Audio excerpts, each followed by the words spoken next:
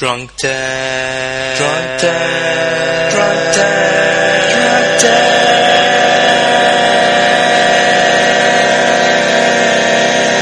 Tank. By Rooster Teeth.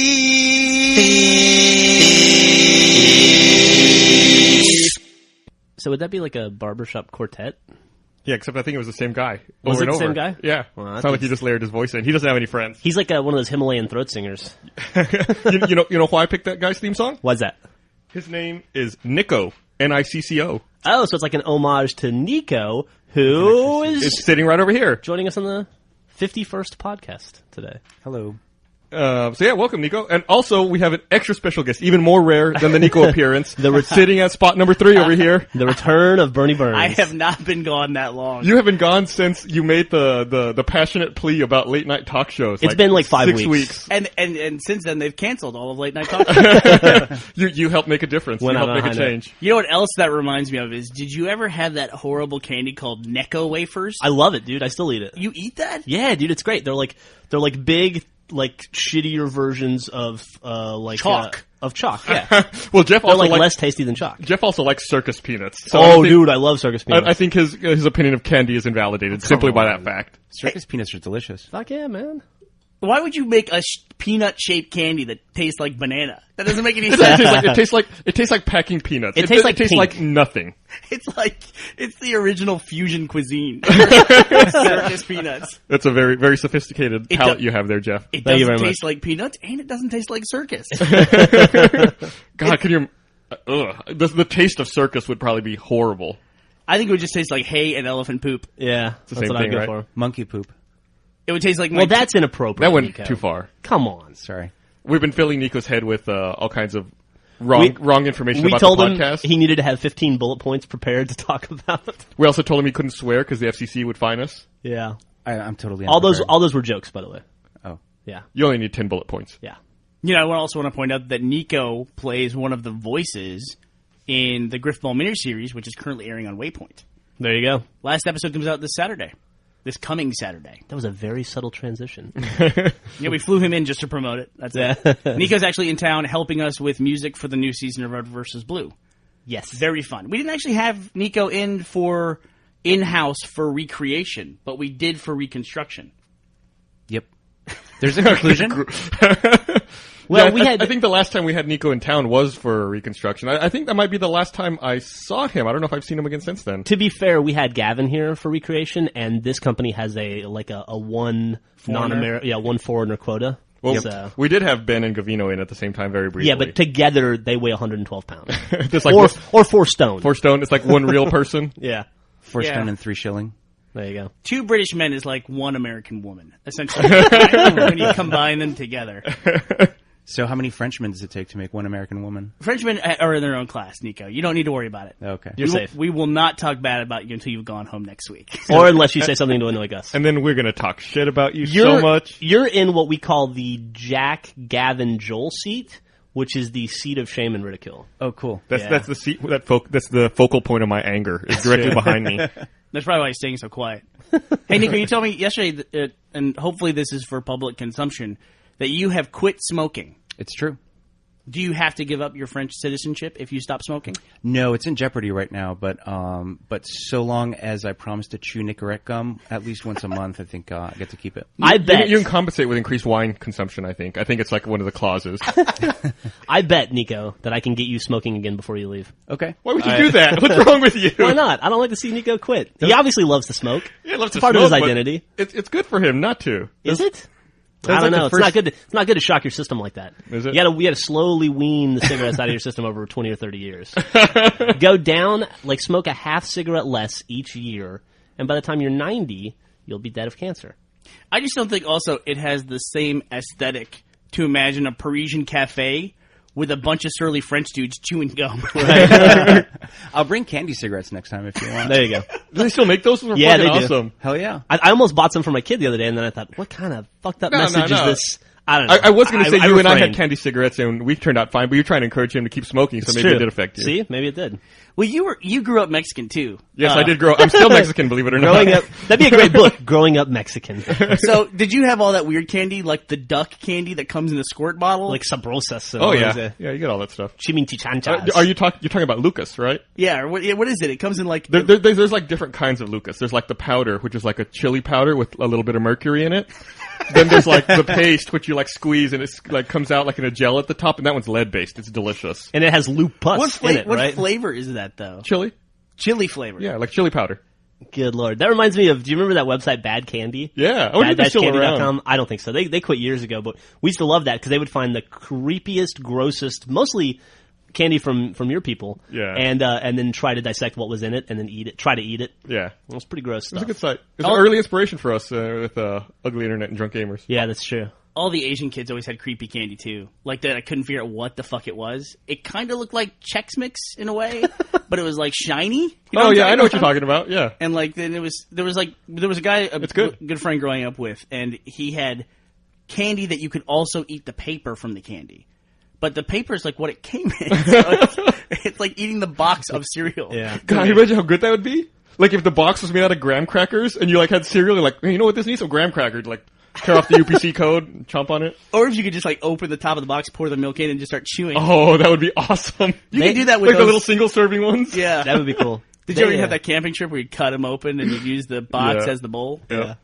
They had a Chinese New Year celebration at my kid's school the other day, and they handed out this like heart-shaped plastic container with some white gelatin shit in it with little like floating squares of something in it, and all the kids were grossed out by it, but my daughter like flipped for it and she took the candy from all the other kids and she came home with like 20 of them. Nice. That's a fucking big day. That's My a score. fridge, my fridge is full of these things. What is it? Have you tried it? There's no way I'm eating that. She seems unaffected by it, but I'm not going to touch it. You're a baby. Yes, absolutely.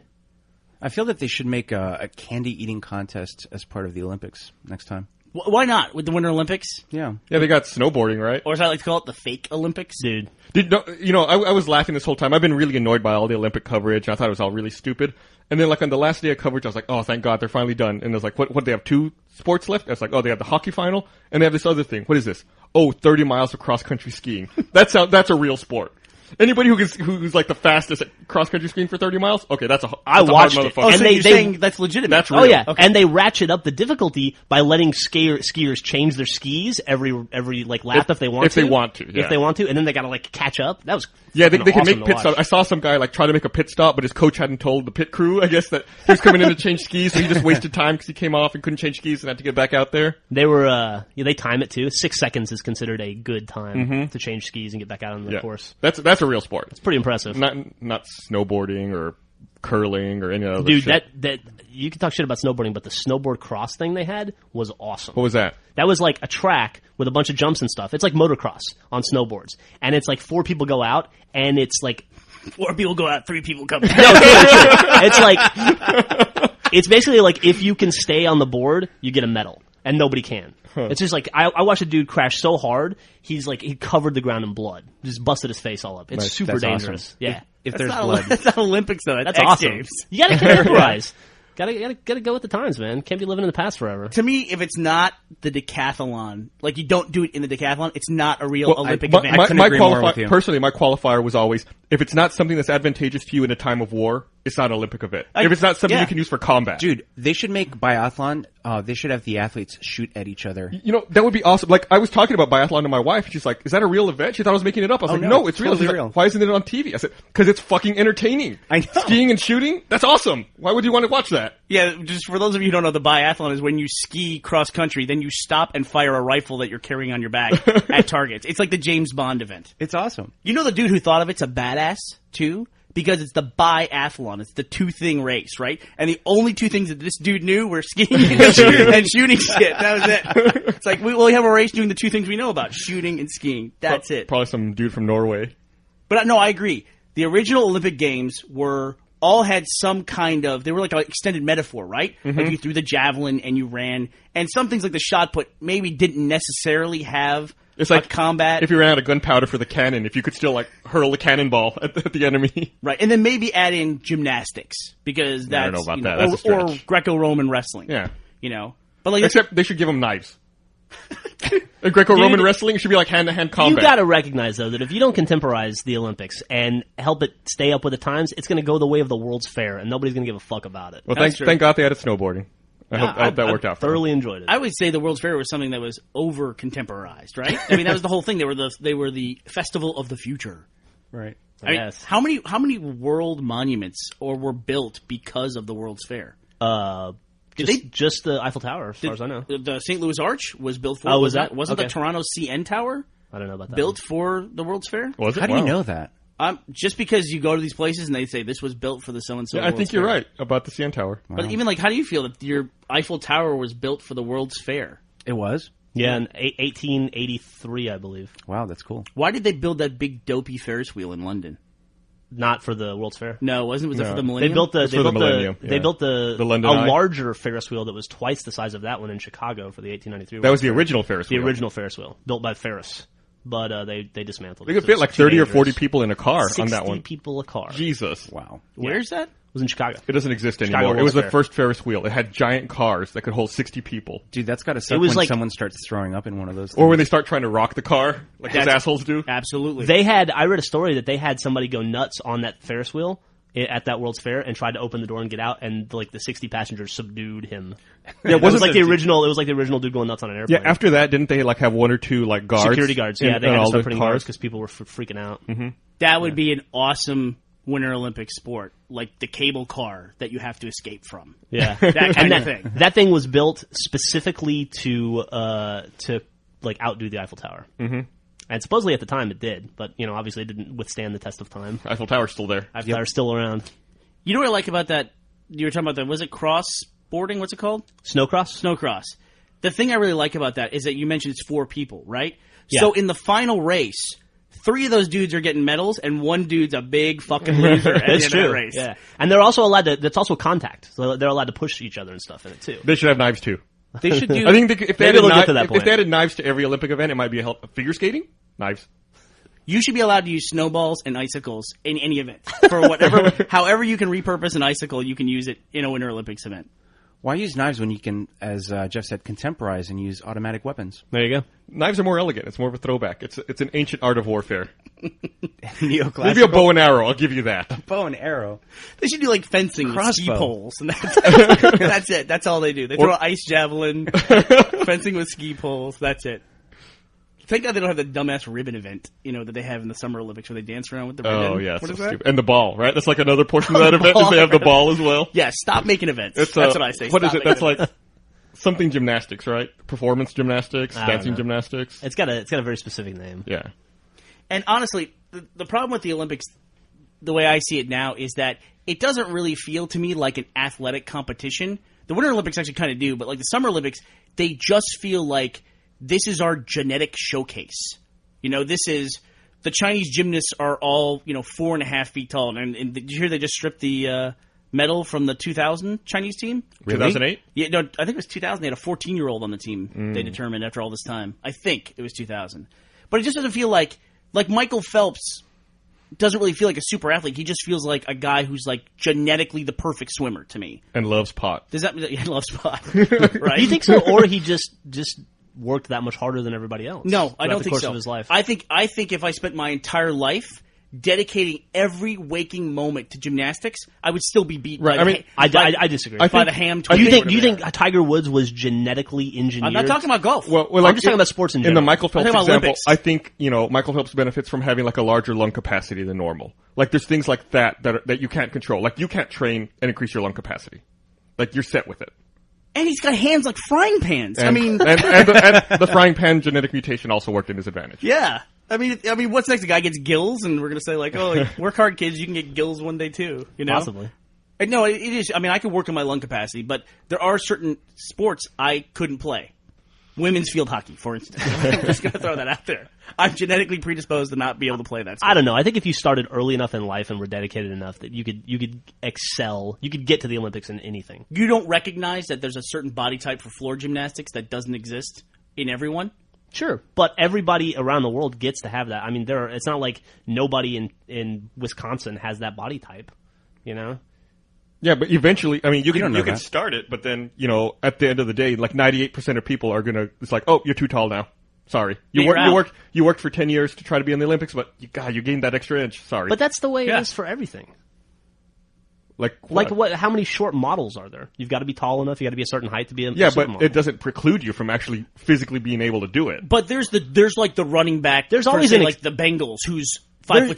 But there's always an exception to the rule, like There's Spud Webb, right? Yeah. Okay. That's basketball. Rondo, you have that kind of thing, but in the Olympics, it's 5 people from the country, and that's it. So you're gonna end up with those people, I guess it's far harder to have the exception of the rule, is what it boils down to when it comes to the Olympics. Sure. Yeah, I mean, it's like you look at any kind of sport, it's usually at least people from within the same continent competing against each other, and there's big teams like soccer or basketball here as that is an example. The Olympics, it's one sport, and it's the 5 people who are best at that sport from those specific countries, And the people who do have those weird genetic variations, they exist, they don't get medals. They're not in there competing. I don't know. The American bobsled dude that won the bobsled for America was bigger than Jack. Yeah, did you see that guy? Did you see them pour that dude into that suit? Yeah. He was working with a bunch of. He was. All of his teammates looked like Superman in spandex, and he had like the Jack Patilla gut. They needed Dude won a gold medal. They needed the extra weight at the tip of the bobsled to get it going extra fast. There's got to be something to that, right? There's got to be, right? Like a big dude on a luge would be incredible. They're like, you got to pound the 6-pack before we go out there. we need the extra 72 ounces of liquid weight. He gets tested for Twinkies. That didn't seem to come up at all this Olympics. What, Twinkies? Testing. No, testing. Yeah. Yeah, I don't know. They didn't talk about. I watched the Olympics every single day that it was on, and they never talked about it. Didn't watch a second. I went to Vegas 2 weekends ago, and I accidentally watched some curling. I didn't see any curling. I heard that there was like I guess there's a curling league here in Austin, and this past weekend they had an event where people come out if they want to learn more about curling. I guess because of all the Olympic hoopla, and they had it up at the Old North Cross Mall at the rink there, and they said that 700 people showed up. Oh, wow. Next week, there's going to be 7. Yeah, we'll see. They're going to have 800% attendance the week after Olympics. Speaking of of a curling league, I walked in on something really weird last night. After it's not that fun. We all went out to dinner last night with Nico and Corey and everything, and then you guys all went home to your families or whatnot. And Griffin and I went out on a date, and we went to this bar over on the east side called Scoot Inn. It's like the oldest bar in Austin, I guess. And they had we walked in on the skee ball league. They have a skee ball league at this bar. They have 2 skee ball things, and there was like 30 people, and they had clipboards and score sheets, and they were taking it super seriously. It was very entertaining to watch. Did you get in there?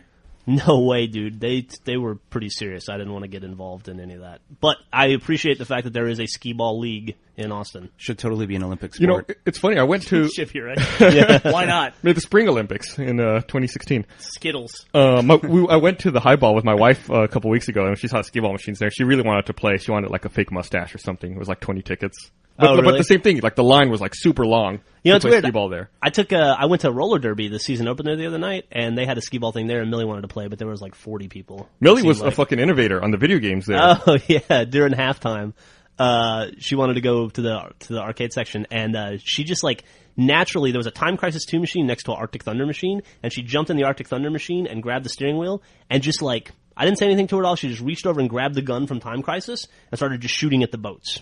That's awesome. Like it was the most normal thing in the world. I was blown away. It was the proudest moment of my life. A natural-born pirate. Yeah, pretty much. Got the instincts. Didn't realize there were no quarters in either machine, but that didn't seem to slow her down. Oh, well, it doesn't matter. All right. You mentioned the highball. Yeah. And I guess this is going to be where we talk about local businesses part of the podcast. Great. I love this. I love this part. It's my favorite part of the podcast. I know you do. We've talked about the Alamo Drafthouse Theater before. The Highball is the bar that is owned by the people who own the Alamo Drafthouse, which is great, except for one thing. They put the bar in the same fucking shopping complex as the Alamo Drafthouse, which already didn't have enough parking. Yeah. So now it is literally impossible to go there. As long as you like drop in from the sky and you don't drive your car there, then you're okay. Yeah, like when I went to the Highball the other day, I pulled in the parking lot and it was there was not a single goddamn space. And I thought, it's going to be impossible to get a table here. Yeah. And eventually I parked like 2 blocks away, walked over, I said, in my head I was like, I don't even know why I'm walking here. It's going to be impossible. I'm going to have to wait like an hour to get a table. Walked in, half the place was empty. Really? Because they couldn't accommodate their own parking. And I came in, I was like, okay, I guess I'll sit immediately and eat. it seems, I think their overall corporate strategy is to force everyone else out of that shopping center. It must be, right? Sure. Even if they do that, I don't know what they're not going to increase their parking. Those other businesses can't take more than 5 spots total. Is it legal to, in a shopping center where you all share parking spaces, is it legal to mark off spots as for your place only? If it's in your lease. Yeah, if it's in your lease. If you're in your lease guaranteed X number of parking spots, then you can do that. And but you can be towed and you have no recourse, right? Right. Dude, but come on. You've seen the other businesses in that shopping complex. That fucking Casa Garcia has so many spaces. Yeah, I know. Marked off. Well, there's like a sub shop, a fabric store. The sub shop's smart. They're drive-through. They are. There's like 5 fucking. Well, they were there before Alamo was. Yeah, There's and they recognized that the parking was shitty back then. 5 thrift stores next to each other, all in one block. Yeah. And then like a religious bookstore. I don't see a lot of traffic going into that place regardless. Well, you have to wonder, too, like, if you run a business like that and you think, oh, wow, they're building an Alamo here. That's going to be cool. That's going to cause a lot of foot traffic. What do you think the turnaround time is before they absolutely hate having that there? They must have... 30 seconds. You know what, though? I bet, if anything, they might appreciate it more because the previous business in that Alamo probably was worse off for them. Like, that was a H-E-B before it was an Alamo Draft House. It was? Yeah. And so they had people... H-E-B's a grocery store. Yeah, they had people going to the grocery store from probably 8 a.m. till 10 p.m. packing that parking lot. Alamo, at least, probably doesn't start to fill up till 5 p.m. Yeah, they had shopping carts. Yeah, and shopping carts and all that nonsense. All right, never mind. Alamo's doing the right thing. But how much business do you need to do with one of those stores to legitimize using their parking spot? Like, if there's a McDonald's parking spot, can you go in there and, like, buy a French fry and park there? I don't think McDonald's will sell you a French fry. I'm sorry to break it to you, Nico. Oh, in France they can. It's part of the treaty. You just you order Le Fry. They just call them fries. They can order as much as they want. Less fries. What do you call French fries in France? Freedom fries. Are they pommes frites? Actually, no, they're called frites. Just Are they? frites. But what's funny is when McDonald's first moved to France, in French, mackerel means it's a kind of fish, mackerel. But in slang, a mackerel is a pimp. It's not a very pretty word to use, and a Big Mac essentially means big pimp in French. And so there's some conversation as to whether they should. It's just like calling it when people talk about macking and pimping. It's the same thing. It's true. It's a crossover. It's all connected. It's a beautiful language. Totally changes the branding if you think of like Grimace as a pimp. He wears purple. I could see some gold chains on Grimace. He's got the Fry Guys as his like little his little stable of. Are that still a property? Like, do your kids know who Grimace and like the Hamburglar and all that stuff is? I don't know what Grimace is. What the fuck is Grimace? But I mean, are they familiar with them? I haven't been to McDonald's in years. Do they still push those brands? I have no idea. Right? I thought those were part of Burger King. Yeah, No. my kids watch TV, and I'm amazed by they still have a lot of the same advertising. Kid advertising hasn't changed at all. It's still candy made to look like hallucinogenic drugs. Probably with very similar effects. And they still use fear to sell breakfast cereal. I don't know why that Fear? is. How? Look at every ad campaign for breakfast cereal, kids' breakfast cereal. Somebody has the cereal. Somebody else wants to take the cereal away from them and will go through disguising themselves to try to get it from them, and then they reveal that we know it's you. You don't get the cereal. Sure, like Cookie Crisp or Trix or Rabbit, the Lucky Charms. yeah. Cocoa Puffs. Yeah. Even like what's the Flintstones one, the Pebble cereal? Fruity or whatever? Oh yeah, he wouldn't let Fred get it. Barney doesn't let Fred you get it. can't have it. Yeah, You're not allowed yeah. to have this. Is that brilliant exclusivity or marketing. something? It's all the same. You can only have it if you're good enough. Yeah. What's the cereal in your house? I guess the Kicks, that stuff. Oh, yeah, Kicks it's all right. super Kicks good. boring. Yeah, I Yeah. like Kicks. We're a Captain Crunch I'm pretty boring family. though. Captain Crunch is good. You don't like Crunch Berries? I hate Crunch Berries though. I don't mind Crunch Berries. Frozen waffles. Frozen waffles are good. Yeah, kids like frozen waffles. One of my kids will actually eat the waffle frozen. There's nothing wrong with that. I used to do that. No, that's weird. That's No, gross. that's weird. That's No. weird. Yeah. That's totally weird. We're It's all right. spending a lot of money to fix that.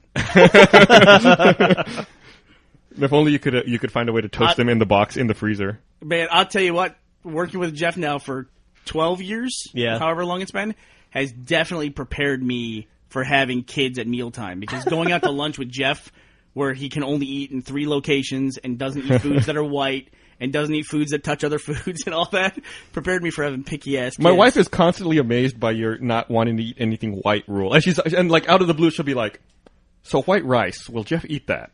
And I'll be like, "Yeah, Jeff will eat white rice, but it's white." I prefer not to eat white rice though. I prefer like brown rice. White? Okay. Can I ask? Yeah. Why won't you eat white stuff? I don't know, man. Is it like reverse racism? No, I really don't know what it is. It just creeps me the fuck out. Like anything that's white and goopy. You think that people just put cum all in your food? Yeah, no, I don't even That's know all if it it's if it's like a jizz factor. It's just like Jizz factor. Marshmallows? I'm not a big fan of I marshmallows. wonder if that website's taken, jizzfactor.com. Jizz Factor? I bet jizzfactory.com is taken. Like I can stomach marshmallows like in hot cocoa and stuff, but I would never like eat a marshmallow on its own. I wouldn't know why you would do that. Not a lot of people would eat marshmallows Yeah. on their own. Like I a don't know. sandwich? A marshmallow sandwich I probably wouldn't have it in with a Wonder sandwich. Bread. By the way, don't go to JizzFactor or JizzFactory unless you're please, if you listen to this podcast, do not go to either of those websites. Don't link dump those. Yeah. They give a whole new meaning to link dump. Don't go there. Big surprise there. Anyway, I have to say in my defense though, I have really expanded my eating palate over the last 4 or 5 years. I gotta give you that. Yeah. My wife has really forced me to eat new foods. You sound like you're embracing it wholeheartedly. Well, she told me when we were getting married, she said, "I'm going to marry you, but there's one thing we have to talk about." And I was like, "Okay." I thought it was I didn't know. And she said, "I'm not going to spend the rest of my life married to somebody who won't eat a fucking thing. So you're going to have to learn to like new foods." And so I've made an effort. Good for her. I'm up on Indian food now. I like most of the Asian cuisine. I can't believe you're eating Indian food. We've had a lot of we had a lot of ups a lot and of problems downs. about this A in the lot of past. downs and downs with Yeah. Indian food in the past. How come? It's delicious. Yeah, I agree now. Yeah. I just had to find the right place. Jeff's finally not 8 years old anymore. Yeah. You know, I went through a period where I was a vegetarian for a while when I was like 6 because I was too lazy to chew meat. That doesn't surprise me at all. I was like, oh, this takes so much work. I'd rather just eat vegetables. You know, you guys were talking, speaking of lazy, the other week on the podcast, you were talking about having a disc changer. Oh, that'd be so sweet. What's wrong? Disc Wow, changer? thank you. I was so outnumbered in that. And also, like, Resident Evil 5 came out, like, as a game on demand. Oh, great. Now I have two choices. I can play Battlefield 1943 or Resident Evil 5 if I have the wrong game in my 360. Yeah, the games on demand thing is pretty cool, except it's not quite as convenient as you think because I was downloading, especially if you're wireless. It takes a long time. Yeah, you could take 2 days to download a full game. I don't know if it's necessarily that you're wireless. I feel like their service is slow. Is that what it is? Yeah, because I mean, if you think about it, if you're connected on a G network, you could have 54 megabits of throughput.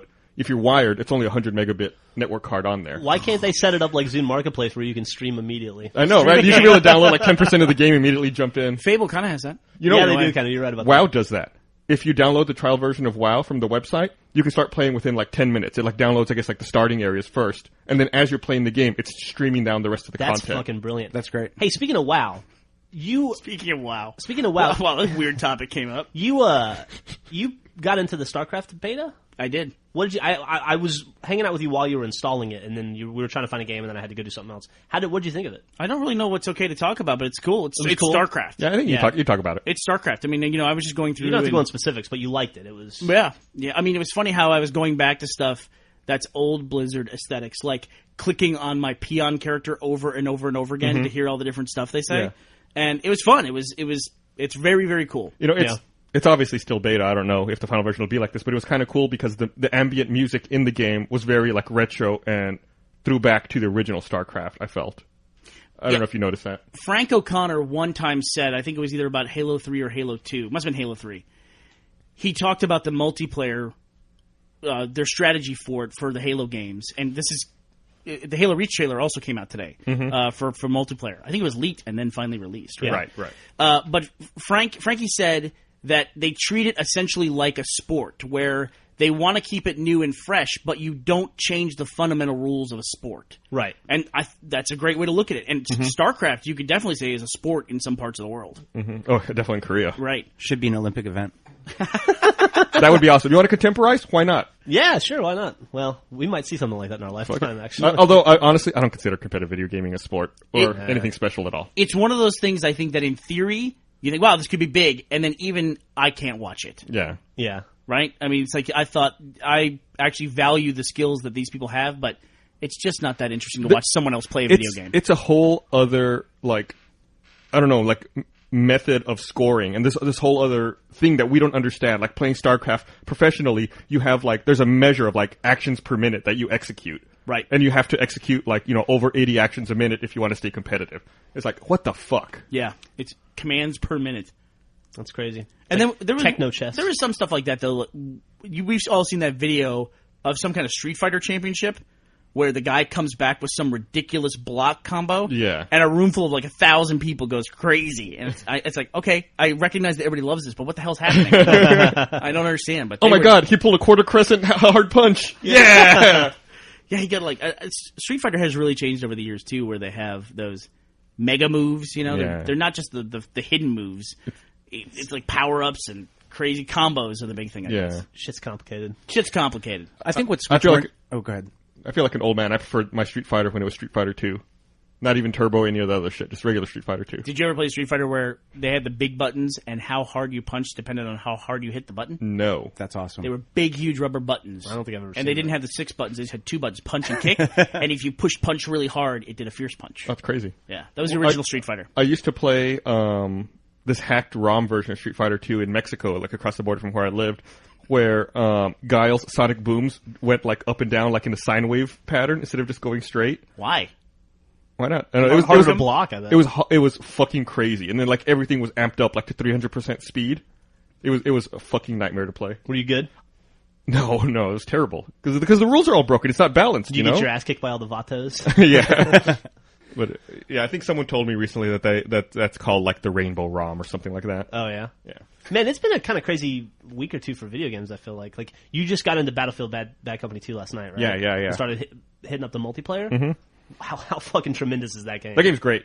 I was a little pissed off last night because I tried to join games for like half an hour, and it kept telling me I couldn't find any games. It was like Battlefield 1943 all over again. Oh, really? I was getting pissed off. I was like, this is DICE again. You know, they even had a beta for this. Why don't they have the server capacity ready? But after 30 hours of 30 minutes of hitting A over and over, I eventually got into a game. Man, I haven't had that problem yet, but and that sucks. But that game is But then fucking, I got in, and it was worth it. I quickly forgot 30 minutes of frustration. dude, there's so many cool mechanics to that game. Mm-hmm. Like the whole marking enemies so the rest of your squad can see it. Marking is fantastic. And like in the rush game type where you have this giant map, and as you take objectives, like the battle shifts and just moves down the map. Yeah, there's like an A and a B objective, and you have to take it while they defend it. And if you take it, they have to retreat to a second A and B. Then you have to take that. Then they have to retreat to a third A and B. And then just you keep take moving that, down. and then you win. So you're not like constantly reloading a map. You know, you're just playing down the same map. But it's constantly changing and being fresh because you're moving down to new sections of it. It's really. Did you fly a UAV at all? Yeah, I flew a UAV. That's fucking great. Flew a fucking helicopter. There's a jet ski. I didn't get in the jet ski. You didn't get I the saw jet one. ski? Yeah, man, that game is super fun. And then it's kind of like Modern Warfare, where as you level up, you get access to more weapons based on what you use. It's almost like classes. Even early on, you can like customize your class and change the weapons you have. So you still get like that from Modern Warfare, where like everyone has a diverse like weapon set that they like, and they're falling into their niches. And you always want to play with a medic who's got the defibrillator Yeah, unlocked. Jesus, I feel like I'm playing the game right now. Good. it's really fucking fun. It's really great. Really great. I always thought a fun game type for Halo that they could add on pretty easily would be kind of a meta game like that, where you had a big map and then you had choke points along the way, which were arenas, what we call multiplayer maps now. And at the end, like, you'd start in the middle and you had just a normal firefight Team Slayer game, and then if you beat that team, you push them back Oh, that's to their interesting. base, and then Yeah. you had one-man assault going their way. That's And so, really, yeah. like, you'd win, like, over the course of a couple maps. So you have to win like a death match or two to get to the point where you could do an assault and then like Exactly. blow their base up. And blow their base up. That's and then awesome. Then you win. That's Or fucking they- awesome. Or they push you back this way. Yeah. Somebody should put you in charge. Sure, why not? Hey, I hear there's some openings in Activision right now, or at Infinity War. Yeah, what's up with that? Yeah, I don't know. I don't think the whole story's come out yet, but I guess a couple of people were let go for insubordination. Is that what it was? The Insubordination? it was like the CFO and the CEO, How the right? fuck do you fire a CFO for insubordination? I don't know. It was in the Activision's SEC 10K filing. And then Really? immediately after that, they announced that it was Sledgehammer Games is now developing for Call of Duty, and they're developing action adventure Call of Duty. Right. No. I mean, I think you're skeptical, but these are the Sledgehammer games. These are the guys who started the studio that made Dead Space. Which Yeah, is no. a really I know. phenomenal game. Yeah, Dead Space is a great game. I don't want. I like Call of Duty, and I like that there's a Call of Duty a year. I worry that they'll oversaturate if they put out more than one game a year. You know what I mean? I can see guess that- I if can the see that. gameplay's different enough, then maybe that won't be the case. But I can see that concern, but I mean, hopefully they'll keep it fresh. I mean, how long's the Xbox been out? For a little over 4 years. 4 years and 4 months. There are 6 Call of Duties on the Xbox now. But didn't they start with Call of Duty 2? Yeah, and then they went back and added Call of Duty 1 Oh. to XBL. XBL. We haven't talked a lot about the arcade lately, it seems like. It's been kind of an arcade dry period, right? Although Toy Soldiers came out this week, which is supposed to be a pretty good game. Perfect Dark's coming out soon. Tecmo Bowl's coming out soon. There's a lot of stuff on the horizon. I'm excited for that Tecmo Bowl game. I am too. Not to derail our Call of Duty conversation. yeah. I think as long as they manage the process, like as long as they manage the franchise appropriately, and they have someone, people in charge looking at the big picture, it'll be okay. And I'm not very scared about it. It's a big cash cow for them. They're not going to want to fuck it up. Yeah, that's a good point. Like reading that filing. I just don't want it to But go. they're I just don't want to go the route of like Guitar Hero, where they're like, how many Guitar Hero games are there? Nobody knows because they come out with a new game every quarter. Yeah, I mean, but that's also because they started making Rock Band games. That's like saying, oh, well, they make a bunch of Bad Company games too. That's going to dilute the Call of Duty series. That's not necessarily true. But you can screw up something by servicing it too much. Now, Yeah, I mean, Guitar Hero, what is it? Guitar Hero Aerosmith, Guitar Hero Metallica. There's like every band has their own Guitar Hero. Yeah, but that's now. a music game. There's though. It's like Band Hero. There's no such thing as too much music, right? Yeah, I guess. So- Who made Band Hero? Band Hero's not made by Neversoft, is it? I don't know. It's a Guitar Hero property though. Is it? Yeah. Jesus. Band Hero is the more family-friendly version of Guitar Hero. It's their competitor to Lego Rock Band. How do they make it more family friendly? It's a different song selection and like pretty like more, I don't know, kid-friendly graphics and stuff. Guitar Hero's all like safety pins and mohawks and nonsense. Ooh, no. Yeah. Not safety pins. I'm just saying. That's like French preschool. They teach that stuff. Like, I think Band Hero's more like Smash Mouth, and like really super poppy, Speaking of Smash Mouth. family-friendly stuff. Yeah, speaking of Smash Mouth, that was a funny skit on SNL this week. I was not a fan. Neversoft did develop Band Hero. What the motherfucker? I was not a fan of this week's SNL, but the Smash Mouth skit was fucking awesome. I agree. It was not a good episode. The opening skit had a really funny premise, and it was not done well, which was that Quincy Jones was announcing We Are the World 3 to address the catastrophe that was We Are the World 2, Oh, that's terrible. which I thought was pretty funny. It was a funny premise, but like you But said, it wasn't well. executed well at all. It was the first time I ever saw. You're gonna disagree with this because you hate her, but it was the first time I saw Kristen Wiig in a skit I really didn't like her in. What was I that? thought she played Gwen Stefani, and she. I thought she did a good job, actually. I didn't. I didn't asked dig because it. that's the only thing I saw, and I thought you did a great job. Oh, with did Gwen you? Stefani. Yeah, I just didn't dig You it. got a Gwen Stefani thing, though. No, I don't.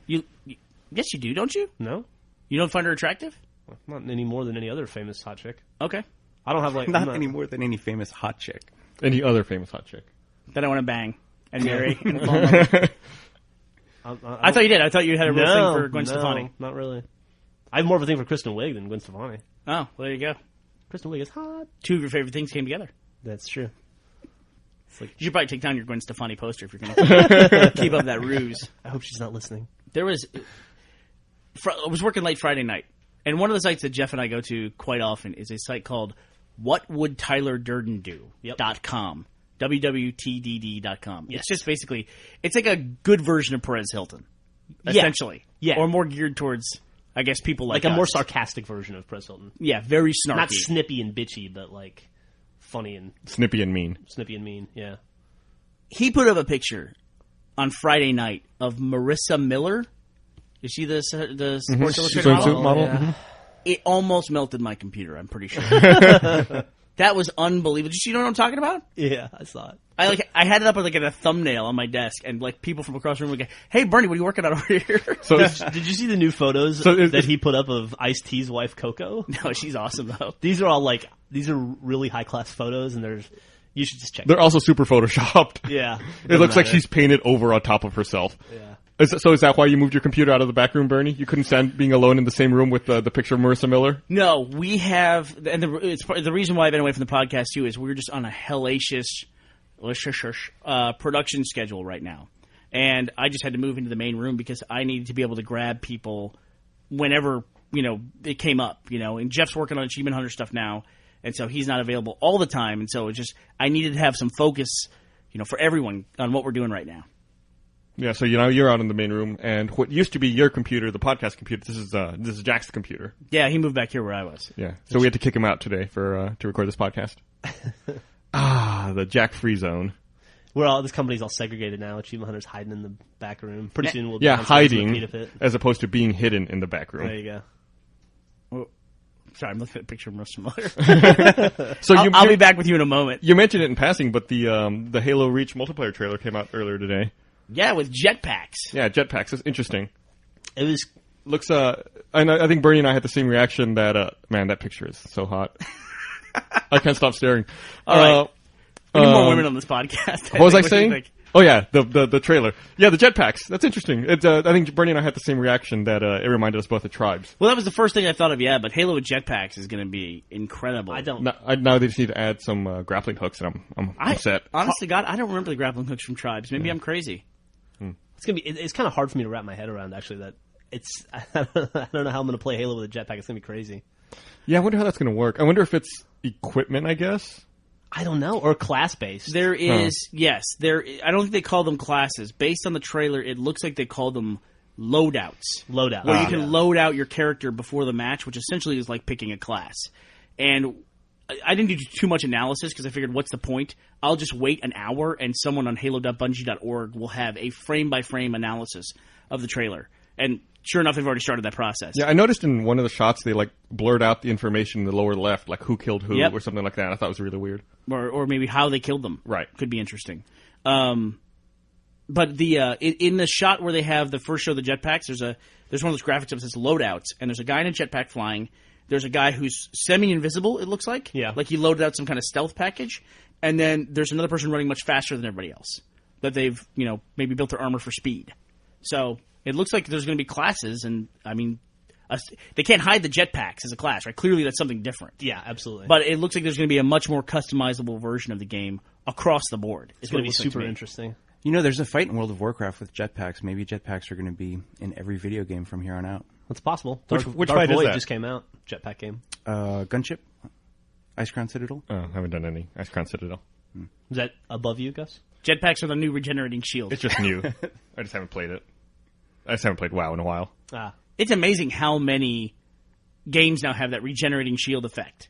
If it's not an actual energy shield, it's some kind of like, oh, you're hurt, just find cover and recover that way.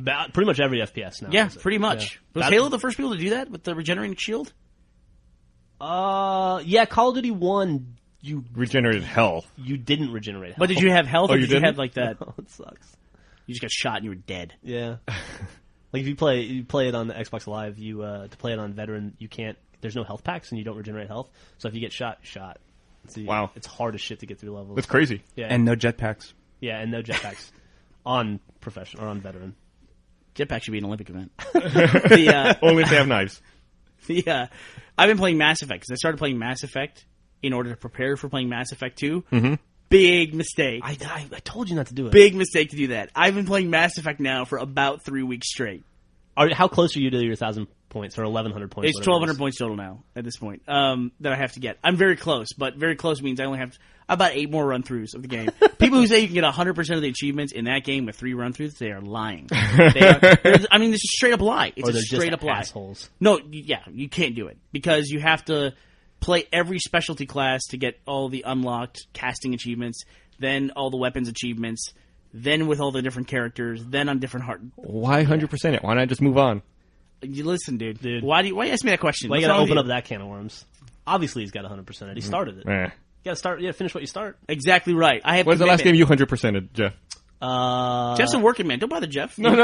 If he's got to finish what he started, I'm curious. NBA Live 07. I just finished. 07, huh? Yeah, it took me a while. Wow, 3 years. But I did it. 07. That's Yeah. 4 years ago, probably. Probably came out in 2006, right? Yeah, probably. Like summer, like fall 2006. But I finished it. Oh, hey, speaking of which, what are we gonna do for Halo 2 shutting down? Let's have a game. Let's hop on with Bungie and play. We're playing April 14th. Here's an interesting thing because we just talked about StarCraft, right? If they don't have LAN play on these games, they will go away when they eventually shut down the servers that service these things. Oh, yeah, that's a good point. Yeah. And here's a game coming out that doesn't have LAN play, and a very popular game that's about to have its server-based play go away.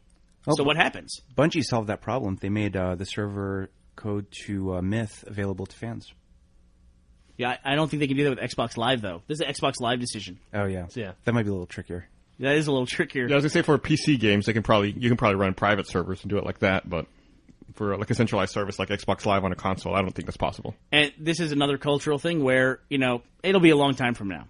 And I probably won't give a shit about StarCraft 2 15 years from now. Let's hope I don't. But it'll be one of those things where people who have cracked versions of the game will be able to continue to play it on LAN, and those of us who buy the game and do it the way we should will be kind of out in the cold. Do you think we'll see a phase out of StarCraft 1 multiplayer sometime soon? Oh no. Not a Fucking crazy. 10 They years. still release patches for StarCraft. Yeah. They still perform game updates and What are they balance it. patching at this point? They're still doing balance. They're still patching after 10 years. We found a 13-year memory leak in a game. If you leave the game on for 13 years on the splash screen, it eventually will crash your PC. Well, you laugh, but Windows or Microsoft just released a patch released a patch for Windows that fixed like a 13-year-old bug. Really? Yeah, it was like, 13-year-old bug, really? no, it was old. It was a 17-year-old bug. The bug predated Windows 95. So What the hell? to apply the patch, would I have to upgrade to a Pentium? I'd have to get 512 megs of memory in my computer to do that. 512. Jesus, what are you, fucking nuclear scientist? Man, I got my computer now. I bought these drives. I have 6 terabytes of video storage for the new season. Dude, I'm jealous of Every that. season it jumps up. I think last season we had 3 terabytes. Now we can get 2 terabyte drives in. Awesome.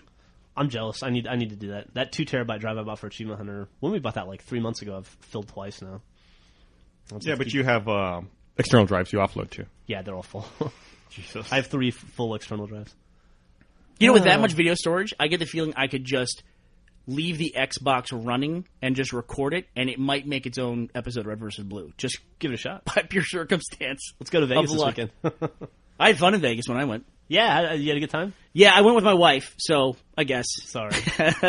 She always makes me stay in places that I don't want to stay. Where'd you guys stay? Like I would normally stay at the MGM or even like the Monte Carlo, where it's just a bed. You know what I mean? You go there and stay. But she always wants to stay at the Bellagio, or in this case, the Aria. Well, she has a different experience or like a different desire in vacations, though, right? Like you wanted to go out and see Vegas and gamble and do that whole thing, Right. And she wants to like hang out in a really nice room and get room service and like And go to nice restaurants. not be pestered by kids all the time. And Exactly right. yeah, I can understand that. Exactly. And I would, if it were up to me, I would just sit at a blackjack table, break even by the end of the trip, and get free drinks the entire time. Pretty much. How do you balance the two? What's that? How do you balance the two? We balance it by doing what she wants to do. Yeah, Got it. that's how marriage it's a marriage, works, Nico. yeah. I don't- Oh, is that how it works? That Yeah. the single guy asked that question. What's You compromise by doing everything you don't want to do. And if you don't balance it that way, after 9 or so years, you end up getting divorced and you have to start all over again. right. Yeah. Not to beat the point into the ground, but the most recent StarCraft patch came out last January, And January what 09. did they patch? It had a feature change where you could do in-game speed option menu now has an enable CPU throttling checkbox. Enabling this option allows StarCraft to consume fewer CPU cycles. That's Activision that they said? Blizzard. Oh, Activision Blizzard. Yeah. And then 3 bug fixes. 3 bug fixes. Wow. They also Lessened the imposed delay in the CPU throttling feature, removed an unnecessary delay when processing palette cycling updates, and fixed an issue with the reply feature. If I was Blizzard, I would put out a patch for StarCraft again tomorrow that says we just disabled the BattleNet accounts of the Infinity Ward executives. That's it. That's all this patch does. So upgrade this and they're gone. You'll never see them again. Man, in that SEC filing, they announced Blizzard's numbers too. Did you see that World of Warcraft is 98% of the revenue for Blizzard? Yep. Why is that surprising Up to you? from 97%. It was 97% last year. Why is that surprising in I'm, any I'm way? sur- Not surprising. I'm I think it's surprised. cool. I'm surprised they have 2% of other revenue. Like, Yeah. where are they I know, getting this What is other it all? money? It's like Diablo. People still buying Diablo packs, I guess. Hell yeah. Those things are still like $40. Are they really? Yeah, the battle chests. At this point, I mean, where does WoW rank in global economies? Gus and I saw an article on that the other day. It ranked higher than a lot of countries, actually. It'd be crazy, like 5 years from now, we find out that they actually ended up buying a country, and that's Azeroth. They just, like, geomapped it. And it's actual real people walking around with chips in their head that we're controlling this entire time. They be could fantastic. probably do that at this point. But Okay, it's like saying that Avatar is 100% of James Cameron's income. Of course it is, right Sure. now. Although, who knows what he makes from Titanic still to this day. And aliens. How much is his next movie going to cost? Could it cost $1 billion? I mean, anything's possible with James Cameron, right? And I'll tell you what, he spends $1 billion on a movie, that movie will make $5 billion. Yeah. Could you imagine? You know how all these people are depressed about Pandora not existing? Yeah. Could you imagine if they had a Pandora MMO? Oh wow, they You could should do get it on that. with different classes. They have humans, they have factions, they have pretty much everything you would need for an MMO. Are you looking up what it's up to? Yeah, it was. But too bad the Avatar game itself sucked. I mean, that leaves you with no hope that they'd be able to pull it off. Well, listen, Warcraft's a great game, but it was definitely inspirational material to spawn World of Warcraft. Those two are not related in any way. I guess that's true. Yeah. Just in case anyone's curious, Avatar has now made $2.5 billion. Wow. Yeah, it's fucking nuts. Wow. It's made over $700 million domestically and $1.8 billion foreign. And I bet it was still number 2 or 3 in the box office last weekend. I didn't even check. I should look. It's a great movie. Yeah, Nico liked it. Oh, Loved good. it. Glad to hear that. $2.5 billion. Man, off of $500 million. I would like to point out that Drunk Tank picked Star Trek as the best movie of 2009. Good job, guys. Last week, Avatar was number 4. Number 4. That's the Made first time I've seen it. $13 million.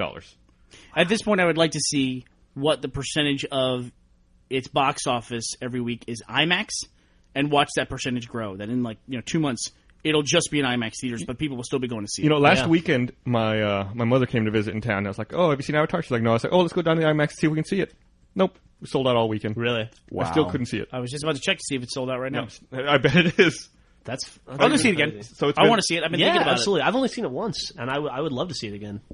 I haven't seen the 2D version. I want to see that. I don't. it. I don't want to see it. Oh, why would you do that? You'll see it eventually. You see it on TV and stuff. I just don't want to lessen that experience. As a matter of fact, that experience was so immersive. I need to see it a second time to see all the stuff I couldn't take in. In I 3D. saw it twice, and it didn't. I was looking at entirely different things the second time through. That's awesome. I was just watching stuff on the side of the screens for the hell of it. Do you think it'll release when it does release to home video? Do you think that'll be the first home video to release with a 3D version for your home? No, they've already released DVDs with 3D versions. Yeah, like what? Coraline came out as a 3D version. With glasses and whatnot? Yeah, it came with glasses. There was And there have been a couple others. There was a program that was broadcast in 3D recently. What was that? They're during the Super Bowl, didn't they have, or the Super Bowl last year, they had a movie trailer that you could get 3D glasses for? Yeah, but there was one in the last 3 or 4 months as well that came out. Yeah. I think it was Max Headroom.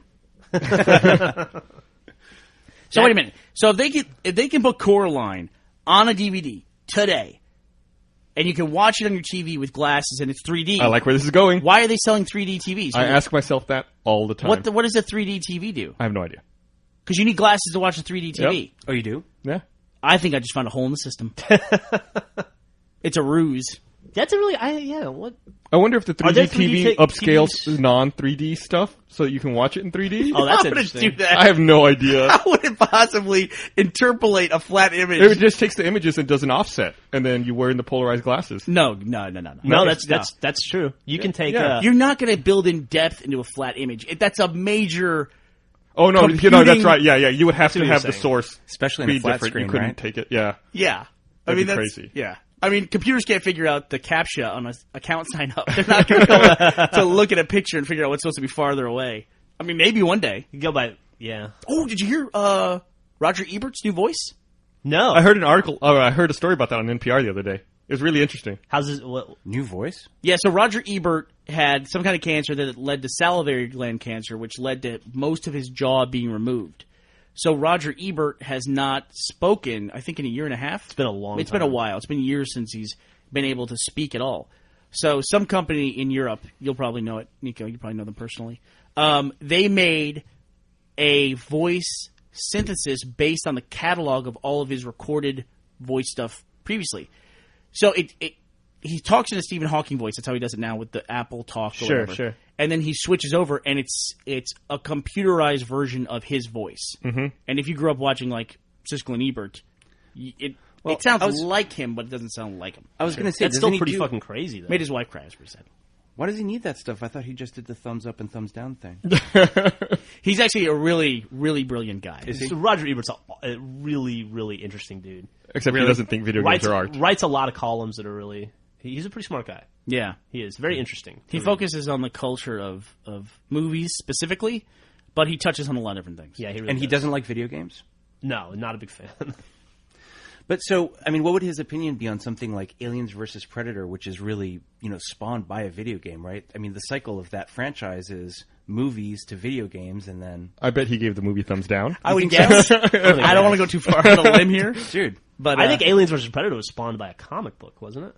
Oh, was it? I think so. Right? Like a Dark Horse comic. Way back in the day. Well, I think it was spawned by a joint and a bag of Cheetos at like 4 in the morning. Hey, would it be awesome if Predators fought the aliens? And out of all the dumb ideas where so-and-so fights so-and-so, why is that the one that everybody hit? latched onto. It's like, that makes sense. It's aliens versus the Predators. It's because they put that fucking alien skull in the Predator ship in Predator 2, and that planted the seed. Yeah, apparently That's why we're going to have Star Wars meets ET someday. guess. Apparently, the comic came out first in February 1990, and then in November that year, Predator 2 came out with the scene you just talked about. Okay. Oh, wow. There you go. I bought that comic. But it sounds stupid when you say it for anything else. Like It does. If you had a Star Trek versus Star Wars movie, that just sounds dumb. Did you see the Enterprise blow up the Death Star? Yeah. Yeah, like Willow was in the council in episode 1, right? So we'll see. So was Right. E.T. So now we have that Willow franchise. versus fucking Willow versus the Wookiees. Emperor. Yeah. When's the last time you saw Willow? I haven't seen Willow in forever. I saw it I saw some of it like about 2 weeks ago. I'm gonna guess. Doesn't hold up. Oh, dude, it's terrible. I thought Millie might like it, so Griffin put it on. It's fucking terrible. Millie didn't like it. I don't know how anybody could watch that. I don't recall Willow doing well when it came out. I saw it in the theater. I don't remember if it did. I remember they well. kept trumping it up as like, this is the new franchise.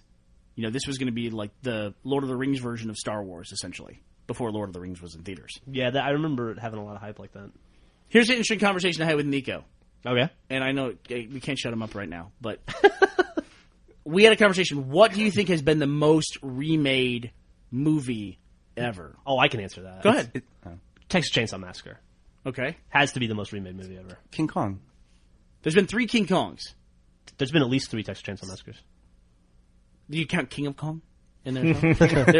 There's King Kong the original. There's Yeah. King Kong from the 70s with Jessica Lange. Jessica and Lange. then there's the Peter Jackson one. Right. I would say like now if they're going to go back and revisit it, they're going to tell another Superman origin story. Which get over that They origin are story. doing that too. Yeah. Can you look that up, Gus, real fast and see what the most remade? How would you look? I don't know how I'd look that up. Just like what? Google. What's the most remade movie of all time? Jeff without a What is- laptop is so annoying. No, I'm really curious. I think it would be a horror film. I think they've retold the Batman origin story 3 times now.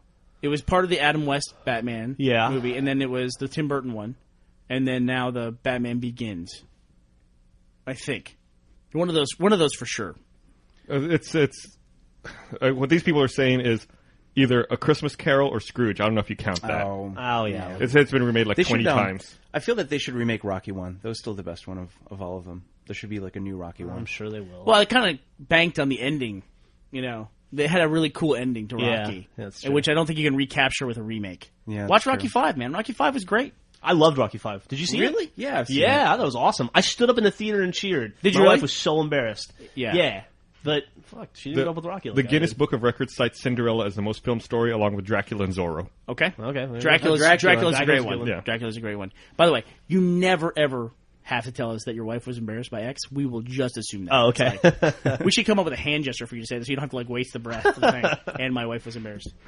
Yeah, Right, Dracula's a one good thing call, that's man. much- Christopher Lee made a new Dracula film like every 3 weeks in the 70s. You looked uncomfortable, so I thought I'd help you out there. Yeah, I was just trying to. Gus was helping me adjust my audio equipment. Do That's what you guys call it. do video games ever get remade? Speak into the mic. What video games have been remade? Pac-Man. Super it Mario hasn't. Brothers. Pac-Man CE. Yeah, Pac-Man. Prince of Persia. Prince of Persia. Yeah, I mean, essentially, isn't every video game remade and they just call it 2? Yeah. Right? Yeah. Like, is Super Mario Brothers that much different than the Super Mario Bros. Wii that just came out? Yeah, new Super Mario Brothers is very like throwback to original Super Mario Brothers. Yeah. Dude, in 6 weeks there's going to be a Pac-Man with jetpacks. It's going to be fucking awesome. I hear it's going to be an Olympic sport. It's true. What could not be made better by adding jetpacks? Marathon. Marissa Miller. It's true. It would burn a butt. Yeah, she'd be able to get away. Awful. Hey, Miss Miller. No, that didn't last very long. Man, that picture could be remade a couple times. I'm pretty sure I would be Hi-yo. okay with that. Man, So that really affected you. that picture of her, I just showed it to you. I'd seen it a few times. Yeah. At that point. Oh, something else I forgot to mention earlier. Sad news. Gene Porter, the man Yep. from Dixie's Yeah. Barbecue, died on Sunday. That is sad. It is sad. It's very sad, and he was a very sadistic person, but I loved him for it. I tried to take Jack up there a couple times, like when we went up there on trips. I think I took Jack there like 2 or 3 times, and every time we went, he was never there. Yeah, And it's- he'll never have the chance to experience that. That now. dude had so much personality. He was. He was Gene Porter was. the man. The man. Yeah, he was the guy who made the hottest hot sauce Yeah, that yeah. we've ever tried. And we've talked about Is it it on the good? Drunk Tank before. Yeah. The hot sauce that looks like a black hole. The hot sauce like absorbed light, and light could not escape it. Can I try it before I leave? It's No, in it's in Seattle. Yeah, Oh. you can Oh, try it cool. when you get back home. Yeah. Yeah. Yeah, go to Dixie's Barbecue in Seattle. It's in Kirkland, I think. It's off of Northrop Way. That's the same thing. I agree with Burnie. It's east of the water. I don't know that they'll continue to have the man because the other times I've been there when he wasn't there, there was no sauce. I've been there once when he wasn't there, and there was like another old white guy who was carrying the man around. Yeah. Oh, okay. Still not the same expression. Yeah. Watching him make fun of Matt was like. I like how he assigns everyone a nickname, and then he'll call you that the whole time. Yeah. Like no matter how embarrassing it is for you or what you think about it. I was glad he called me Curly. He could have gone a much more mean route with me.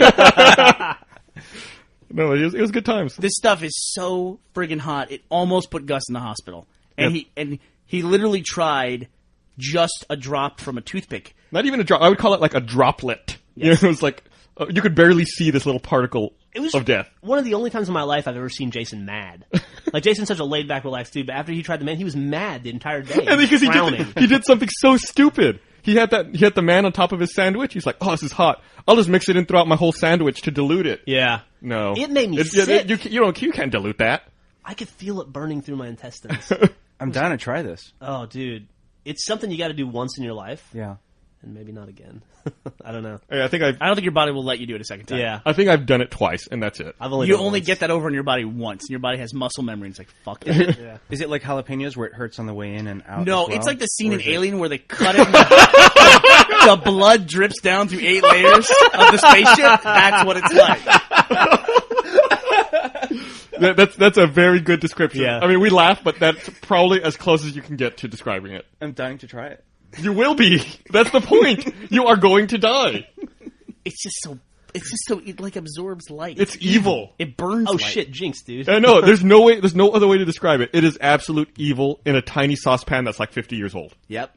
It tastes like, what would you describe the taste as? You can't taste it. Yeah, it's Satan, right? It's burning. Like it like peels off your taste buds. So if you guys go to PAX, when most people go to Seattle, I guess would be for PAX Prime. Is that what it's called now? That's what they're calling it now. Not PAX West, but PAX Prime. If you just remember Dixie's Barbecue and make a trip out there. It's definitely worth it. Kirkland. Call ahead though. Make sure they're serving the man that day. Yeah, you don't want to miss out. Although I've called ahead and they lie. They tell you that place. That's one of those places. It's like the Soup Nazi in Seinfeld, where they pride themselves on terrible service. Also, you better know what the fuck you want when you step up to the counter because they are not going to put up with your nonsense. No, why would they? They have prescription drug calls. Yeah, I once sat there waiting to pay for my food, waiting for 15 minutes for the woman to finish trying to refill her prescriptions over the phone. Yeah, and meanwhile there was a line out the door, and it's raining, and there's people standing out in the rain waiting. And I'm like, can I please pay for my food? And don't even think about getting annoyed. That lady could shut you up in one look. Nobody said a word. Even the people in the rain were just like, "It's cool. We'll wait." We live in Seattle. We get this. Used to the rain. So wait, rude and incompetent sounds like Europe. No, there's nothing incompetent about them. No, they definitely know what they're doing, and they do it well. Oh man. Yeah, sad that he's gone. That is sad. So I had a very strange thing happen. First time for me. You were looking at the Marissa Miller picture? No. Did it move? For that? The first time I looked at that, that's happened. No, I had a conversation on Twitter. I actually had a back and forth conversation with someone. Oh yeah, with who? Which might be the first time it's ever happened on Twitter. Period. I was talking with the Vowel, who's on Major Nelson's podcast. Yeah, and Stephen Toulouse, who's the Vowel is E, right? E. And one of the Stephen Toulouse, he's going to be at PAX Prime, by the way. He does, if you're going to PAX Prime, he does a hilarious panel on like the book of Xbox, like treating Xbox terms of use as though they were with the word of God. Very funny. And I know he's going to add to that for this. It's almost like a routine, like material. Nice. You said PAX Prime, not PAX East. Oh, sorry. He'll be at PAX East. Okay. I think he'll be at PAX East doing it. That's Stephen Toulouse. Is that also going to be during our panel? No, Major Nelson's is during our panel, though. Okay. So you should definitely come to our panel, not to Major Nelson's. Yeah. Why would you Just go so we there? don't seem like we're kissing everybody's ass. Major Nelson, fuck that. But we have tons of cool stuff to show at our panel. People should come by. I think we plugged it last week, and oh yeah, yeah. We definitely want people to come out. I'm actually worried we're not going to have enough time to answer questions because we might have too much stuff to show. I think that might be a good thing. You should. Yeah, I like the questions. We can answer some questions, but I prefer to leave it a mystery. Just come check it out. I'm very excited about the stuff we're showing off. But this conversation actually plays back to what we were talking about earlier, where we were talking about Siskel and Ebert, and they were commenting, will video games ever have a Siskel and Ebert level of reviewer where they're synonymous with good reviews and a trustworthy source? for the general public, like a broad thumbs up or thumbs down. Mm-hmm. Okay. And once again, tying everything together, I said, don't you think Gabe and Tycho are that? And they said, no, they're not. They're more for the hardcore guys. But what's there in common? And can that come, Jeff? Do you think we could have a Siskel and Ebert for video games? I would say that I don't understand the determination that they're just for hardcore gamers. I agree with that. I think Gabe and Tycho speak to like a core game audience. I think the question is for a more like diverse public, like a place your mom could go to and read a video game review, or a place your wife could read a video game review from, or the guys who play Madden and Call of Duty all day and don't get on the internet and talk about video games. Right. Which is basically 90% of the people who play video games, honestly. Mm-hmm. Right? Yeah, that's overwhelming majority.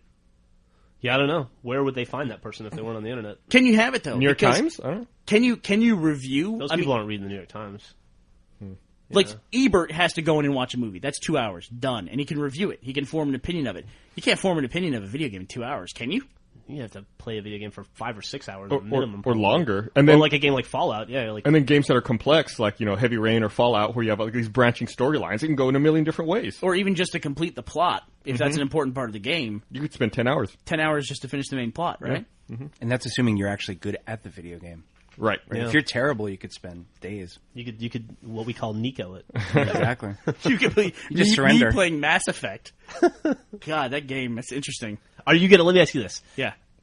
You were super gung-ho about it. You got about halfway through. It was on your third playthrough. You were still super gung-ho about it. It's a grind. Then you came in the other day, and you were just super defeated and sad. I'll go away from it for a while, I think. Are you going to play Mass Effect 2 right after 1? No. That's a shame. No, I'm not going to play anything. I'm going to go to one of my droughts where I don't play things. That's too bad. Mass Effect 2 is so fucking good. Great. Yeah. Are you going to get every achievement? Eventually, Mass Effect, yeah, I will. Yeah, So I'm close enough sure. now to where it's just like plow through and get Do it. you get anything from it? Or do you just get the satisfaction of the points? What are you saying here? Are you coming at me? Because come strong if you're coming at me. Well, here's the thing. Like on my PSP, I have this this amazing game that's a collection of Atari games, of old Atari arcade games. And if you get all of the achievements, it unlocks 52 Atari VCS games. And those achievements are hard, man. They're a pain in the ass. So you're asking, like, is there an actual reward for getting achievements? Yeah. Like avatar clothes and that kind of stuff, and just Not for Mass Effect, though. Not for finishing. Not for Mass It's just to Effect finish 1. it out and say I completed 100% of the game, which I would argue, me being able to say I just finished the game and just saying that is pretty much the same as getting 52 Atari games because I would play probably 10 of those for about a minute each and then be done with it. Like, what's the big one you're trying to get from this Atari unlock? Adventure? You could probably get Adventure, Adventure combat? on the web in about 6 seconds if you wanted to. He has a point. Oh, snap. I got Adventure's the one with the dragon that looks like a duck, right? It is. Yeah, the duck dragon. And you're a dot. Also, the very first Easter egg I ever saw in my life. What was it? You would go, you use that bridge, and you would cross. You could cross over on the bridge. There's a part in that maze where you can't see where you're going. Like it's like you have to move to see where you are. It's Okay, like a yeah. lantern, so it just A only lantern, shows. yeah, like haunted house. Exactly. And you'd use the bridge to cross over, and you'd pick up a little pixel dot, a glowing pixel, Yeah. and then you would take that, and you could walk through that barrier wall, and you could see the names of the developers there. Oh, that's cool. Very cool. It's probably one dude. Well, yeah, the developers was one person. programming like a TRS-80 or something like that. Hey, Burnie, you told me you saw Shutter Island the other day. I saw Shutter Island the other day. Should I see that movie? Nope. I shouldn't, right? Nope. Take your wife to see it. She likes Leonardo DiCaprio. That's why I went to see it. Oh, is that why? Uh-huh. I don't think my wife cares about I that have movie. gotten out of going to see Twilight, but I got to go see Leonardo DiCaprio movies still. I actually don't have that much of a problem with, like, my wife wanted to go see hot guys or chick flicks. It's almost like the other way. Like, last night I wanted to watch this old Antonioni film called La Ventura. You want to watch hot guy flicks? Where are you going with this? No. It's just an Italian film. My wife didn't want to watch it because she'd have to read. Like, she was turned off by subtitles. She only wants to watch movies with, like, dick and fart jokes. Really? Yeah, she just wants to watch dumb, like the equivalent of, like, whatever this year's American Pie is. That's all she wants to watch. Sex Drive. Sex Drive, yeah. Did she like that? I think she liked it okay. Did you like Avatar? Yeah, she loved Avatar, for sure. Because She's going to resent you're saying this. I just want to let you know that. She won't read. She won't listen to this. I'll tell her. I have no. I need material for next week. I dare you to listen to it, Griffin. Come on, bring it. Come strong. Yeah. Wow. By the way, I'm working late tonight. But what's coming out? Anything new coming out? The Oscars are this week. Anybody care about that? They're on Sunday. Shit. Is that true? I didn't even realize it was that Somebody on close. Twitter said they were preparing for their Oscar party this Sunday, so That's my information. Didn't a kids movie come out recently that looks really good? Maybe I'm wrong about that. Oh, the flying dragon thing? Is that How to teach your dragon to fly? Yeah. That's not at all what it is. Jesus. It's DreamWorks, so who knows what it'll be. Yeah. Somebody also pointed out that the film opening the Tribeca Film Festival this year, Shrek 4. Is it? Is that true? That's what once again, Twitter told me that. I get all my hard-hitting news from Twitter. Damn you, Twitter. Okay, so what was the conclusion of your conversation with Stephen Toulouse? Is there going to be a Siskel and Ebert for gaming? No, it was just kind of like an opening thing where we were talking about that stuff, and made me wonder: can you do that? Like, can you review games? Is it even possible? It does an interactive medium. Is a review worth anything? Well, GameSpot sure tries the hell out of it. I mean, it just seems like we try to fit it into that model, right? And is a demo probably the replacement for the review for this kind of media? Interesting. So, like, outsource it to the consumer to determine, Right. but what the value of the I product. actually made the point: is the Xbox Live unique user count, is that the new thumbs up or thumbs down? Like, this is number 2 after a month. This is a good game. People Yeah, it's a should good play it. call. But it's how I choose stuff. But a demo. Yeah, but then the general public might not necessarily understand what that means or how that works. I feel Right. that a demo can also be like a trailer, right? I mean, it only shows the good parts, and then 5 minutes later, when you actually do go and see the movie, it's one big disappointment. Well, normally though, a demo is like a level or like a chunk of the game that's cut out, specifically for demo purposes. And I think it's rare that someone will put extra polish into that area and then neglect the rest of it, because that would just be like more work, if that makes sense. I tend to find the first levels in games are a lot better than later levels. You think so? I concur with Burnie on that. I mean, sometimes you can feel the development time running out as you're playing the game. They don't necessarily build the game in a linear fashion, though. They're not like, we're building the last level a week before we have to ship. No, but when they together. when they assemble it, they're like, okay, this is the best level. We'll put that first. They're not going to put the shittiest level first, right? Or they start off young and excited, not tired. And then, let's just put a monster there. Oh, yeah, what are we going to do with that hole in the wall? Put a crate in front of it, that kind of thing. I'm always very happy when I get to the end of a game, and the end is a different experience than the previous 3 levels. Like, Does that make sense? you got give an example? Gosh. Mass Effect like that? Like, Borderlands would be an example of how it didn't do that. It was kind of leading up to that, but it was... Borderlands just kind of ended all of a sudden. Yeah, but it felt like that because the thing at the end wasn't what you thought it was going to be. It was just like everything else. Yeah. And you run into that a lot. And an example where it was different at the end, I don't know. I'm trying to think of a really good example, but I watched you beat Mass Effect 2. BioShock felt different at the end. It seemed pretty different than the rest of Mass Effect in that you were like controlling squads and stuff. Mass Effect at the end was different than the rest of it too. Was it? Yeah, I mean, I guess to an extent. But I haven't played it You're personally, just allocating squads more than play, but you're still like core gameplay is still like the same, other than assigning people to certain tasks that you then don't control. Like Mass Effect's a good example. Is at the end of the game. I hope I'm not spoiling this 5-year-old game or whatever it is now. Yeah. At the end of the game, you're like outside on the Citadel in space, fighting across a crumbling structure. Which is a little bit different than invading the same base over and over again. Boy, Mass Effect, man, you talk about a game that suffers from repetition. Every one of those bases is the same floor plan. Mm-hmm. Every single one. Is that true? Is that the part where you get the jetpack? Not the case in 2 at all. You know how when you played BioShock and you did that water hacking thing? And you're like, Yeah. oh, this is that version of that. Like, every time it loaded up, you're like, am I going to get the one on the top left or the one on the top right? That's how Mass Effect is. Is the base the one with the door in the back, or is it the mine shaft doors with the circular entrances? They fix that in Mass Effect 2. Yeah, hopefully so. Mass Effect 2 That's is why I'm sad so you're not much gonna better play of a it. game. I love Mass Effect. I will play it eventually. Gavin even asked me yesterday, he said, I have Fallout 3 here and Mass Effect 2 here. Which should I play?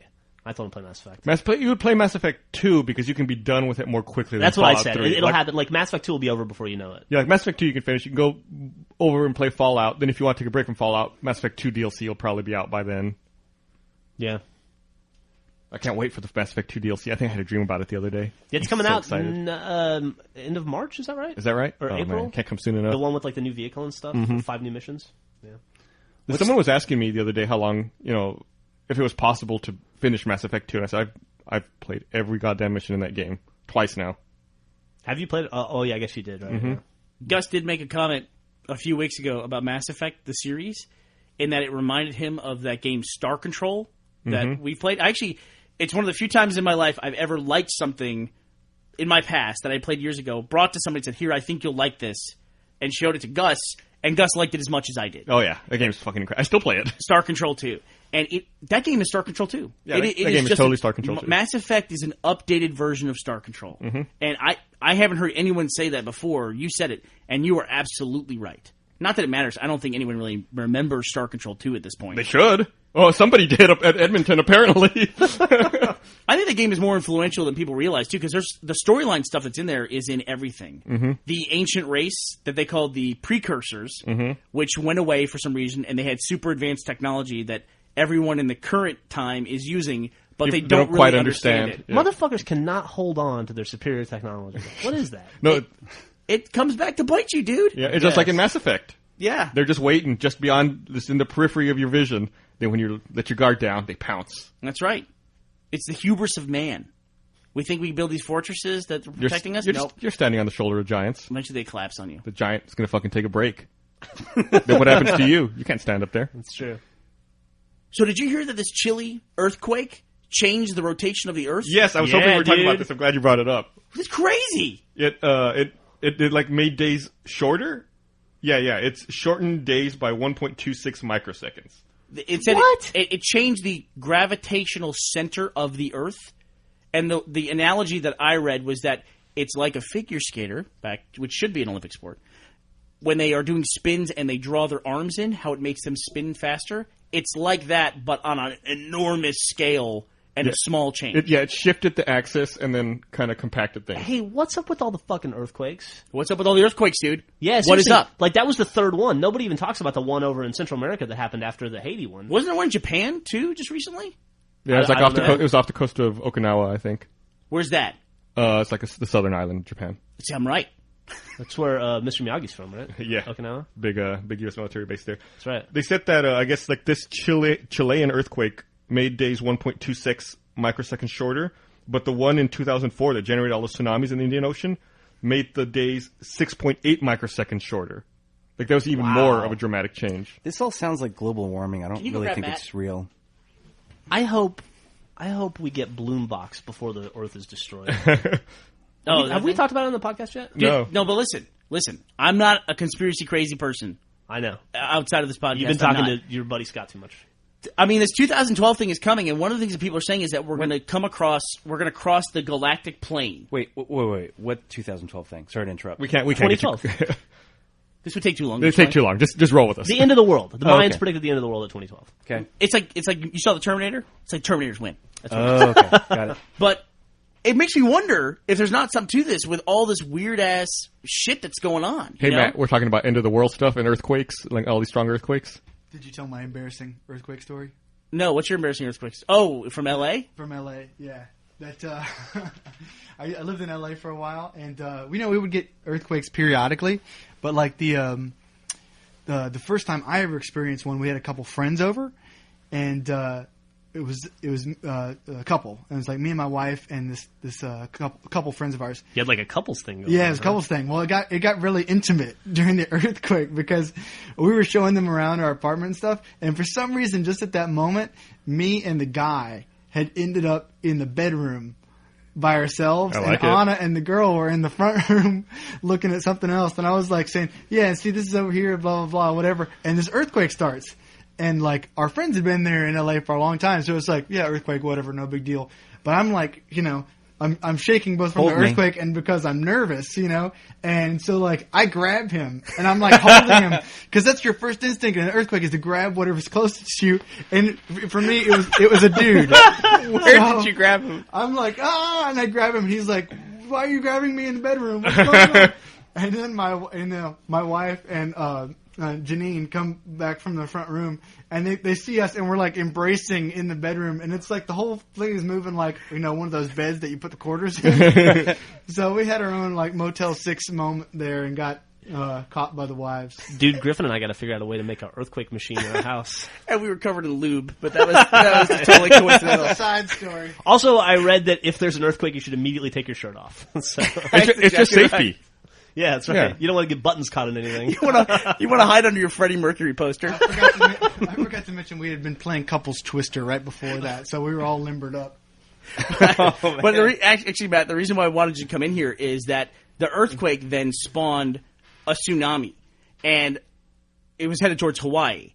And I actually have a crazy story where Matt and I took a vacation together with our wives. This is not going to end up the way his story did. But although we did do a lot of hugging on that trip. Well, there was a point where we were out on these cliffs, and we were going to walk. There's like this natural bath. Queen's Bath. Queen's Bath is the island of Kauai. It's like this natural pool that's out there. But you have to walk across these lava cliffs to get to it. We were going out there, and we were just watching the waves, and I saw this wave out there. It was about a mile out, and I thought, that is a really big wave. And we're like 40 feet above the sea level on these cliffs. And I just saw this thing coming, and we were on there's like different tiers of where we were. Just have to picture that, because it's like, just saying 40 feet above the sea level on the cliffs. I mean, we're on a cliff, literally on a cliff, and you go to the edge, you look 40 feet down, there's the water. That's the normal level of where the water should be.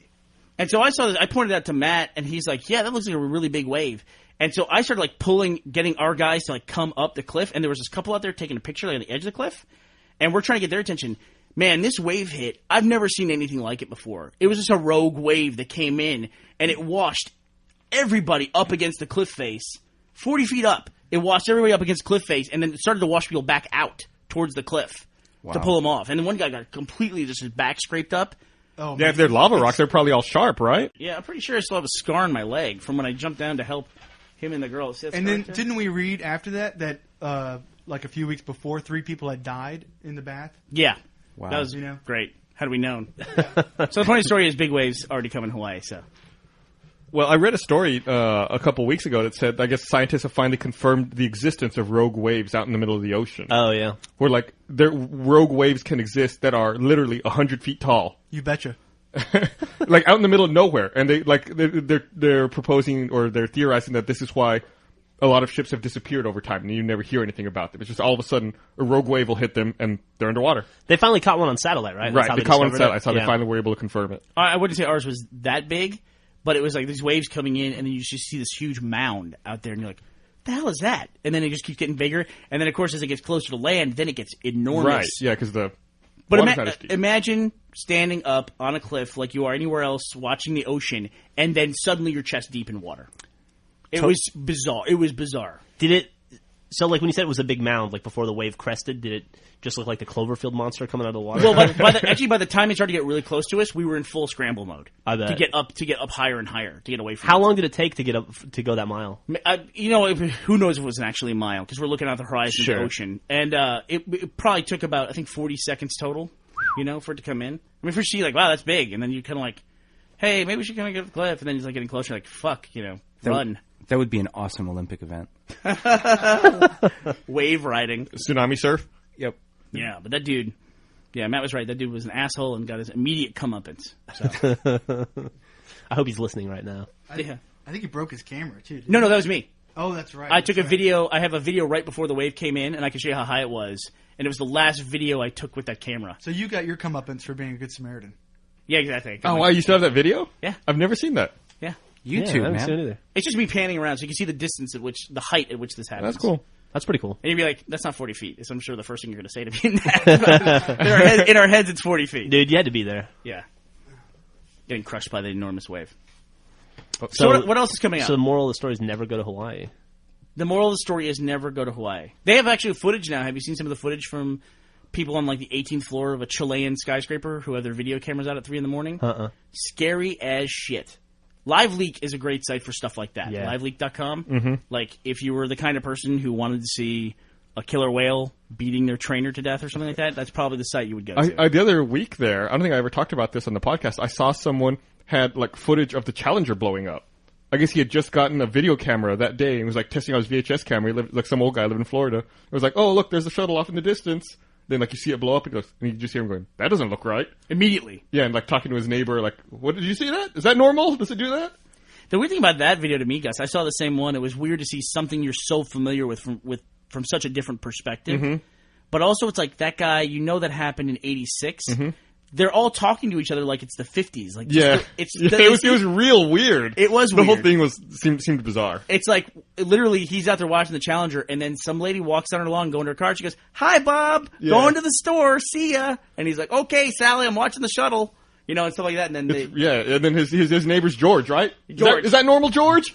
You see that, George? They got problems there, Yeah, George. they got problems there, George. That's what like he kept saying. Yeah, but it was really, I saw that same thing. It's interesting. And he definitely, he must have been a retired, engineer or something, because he immediately recognized that wasn't right. Yeah. They got problems, George. They got problems there, George. All right. Anything else we want to talk about? Should we wrap up? Is there anything else we need to plug?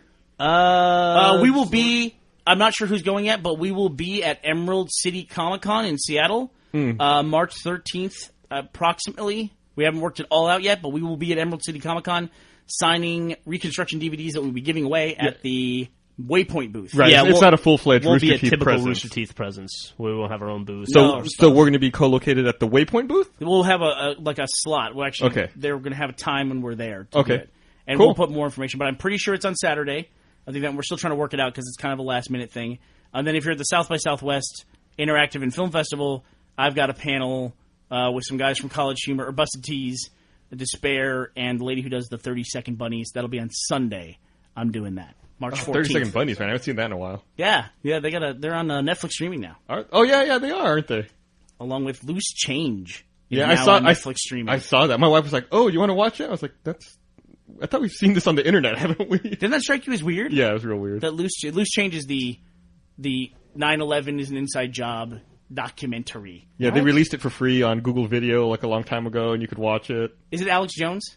I don't think it is. If you've ever seen It's very Alex Jones-ish. if you see the pictures of the chicken wire frame that with the fire around it, and they have the cinder block on top of it showing how steel doesn't burn or steel doesn't melt. This was their scientific experiment. Speaking of Alex Jones, he was saying about the plane crash in Austin a couple weeks ago. He was saying that the federal government knew about it and that they were the fire department was there before the plane hit, and that's why the FBI was also already in town. What? I know. Wow. Wow. Apparently, though, the fire department was already there. I found out. Well, they were close by doing a training. Right, they were across the exercise, street right? doing a training exercise at the Dave & Buster's there. They were doing the same thing in 9/11. Yep. They were out in the streets. So maybe the conspiracy is Dave and Buster's. Dave & Buster's is a terrible place to go. Maybe firefighters are clairvoyant. Did you know that also that Al Qaeda has claimed responsibility for that plane crash that we always talk about? That is the one that happened the week after 9/11 in You mean Queens. the Rockaway Island? Is that The Queens. Oh, yeah, I remember that one. the one that crashed in Queens. They claim responsibility for that? They've claimed responsibility for it all along, and everyone has just ignored it. What's the deal with that? I don't know. No, but Somebody needs to call Alex Jones. But right it's been proven that it wasn't terrorist related. It was Proven by who? It was proven by the FAA. Yeah, there you go. That the co-pilot fucked up. He overcompensated and broke the rudder. The vertical stabilizer. I thought it was off. a jet stream thing where they got in the jet stream of another jet. Yeah, they got in the jet stream of another jet, but then the co-pilot overcompensated, broke off his vertical stabilizer, and the plane fell apart. Apparently, the dude who claimed the responsibility for it too is the same guy, in the same cell or something like that as the underwear bomber guy, and that's why it all came back up again. That this guy has always claimed responsibility for that plane. You know, what amazes me is, do you guys remember shortly after 9/11, the what was his name? Richard something? The guy who was on the Richard English- Reed, the shoe bomber? Yeah. How would anyone in their right mind let that guy fly? I mean, you saw pictures of him. He looked like crazy. Racist? Are you my wife or something? Profiling. Nico. I sit long as next you're to not- crazy people all the fucking time on a plane. As long as you're not as know, fat dude. as Kevin Smith, you're okay, right? Isn't that how Okay, that works? let's talk about that for a second. I know we're going long. I know you want to talk. You're going to go conspiracy. Does anyone on that. believe for a second that Kevin Smith was really thrown off a Southwest airline flight just by happenstance 2 weeks before his motion picture goes into theaters? Yes, and I'll tell you why. Seems a little convenient. It does seem little convenient, right? convenient. Because you cannot find a trailer or advertisement for that movie that mentions Kevin Smith in any way. I'm not buying it. Seriously, I'm just his not name is buying not it. attached to that film unless Kevin Smith is saying he's making that movie. You're not seeing it. It hasn't been advertised as a Kevin Smith film in any capacity. It's true. We're talking about Cop Out, by the way. The Tracy Morgan. How did that Bruce movie Willis. do in the theaters? By the way, Is it out? it looks terrible. Yeah, I think it came I out. think it opened number 2. Did it? It looks like number 2. Zing. Matt made a comment, though, that he was talking about how if Kevin Smith is the director but not the writer, which if you're going to hire Kevin Smith to do something, it seems like you would never hire him to direct without writing it. Like, you want him to write your movie, if anything. Yeah. It opened at number 2, $18 million. I don't know, what did it say the budget? 30. Okay. Yeah, Kevin Smith's definitely one of those guys whose movies are better on paper. Like, you ever read one of his scripts? They're hilarious. Yeah. When they're really hilarious. And in the movie, not so much. I mean, I don't know. Wow, you have strong opinions. Why all the hate? Maybe he saw. What's a Kevin Smith movie you don't Dogma. like? What's the probably probably the one I worked on and didn't get paid for. What was that? There we go. Nice. Dogma. What did you get paid for? What'd you do? I just worked a few days on that for Miramax during the bidding out the angel wings Yeah. or whatever, and I think they ended up actually doing all that practically. Now, I don't even remember. Let's be perfectly clear here. You were not paid by the company that you worked for. The no contractor. relationship to Kevin Smith whatsoever. It wasn't like anybody Kevin it's Smith or 20 Miramax It's did like to. 25 levels down from him, yeah.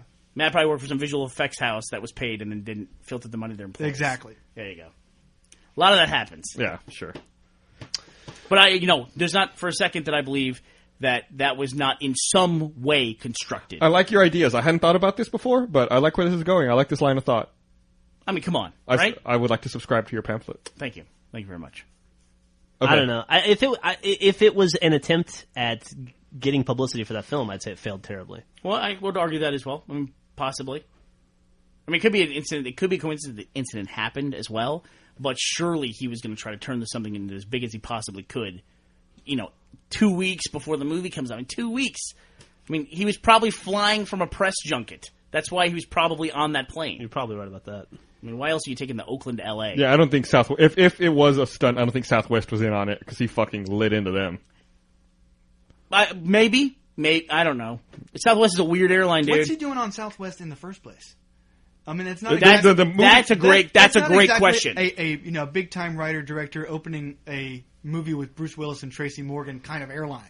The movie only had a $30 million budget. He's also flying from Oakland to L.A. Yeah, Oakland, LA. I bet there's a lot of Southwest flights. It's probably like how long could that flight even be? It's like hour and a 10 half, minutes, I think. Maybe? Yeah. Yeah. It's like an hour and a half, more or less. You just have to have a critical eye. Can't accept everything at face value. Okay, let's cut this short. We're already Cut this short. Let's cut this normal. We're already recording. This podcast is already running late, and I got to go get this out in time. Bye, all everybody. right. Well, thanks for listening. Thanks for being here, Burnie. Yeah, it was good to see you again. And you too, Nico. Hey, Nico, you were we definitely could not present. shut you up, I know. and I hope you never come back on. All right. Well, thanks for listening, everyone. Ta-ta. Bye.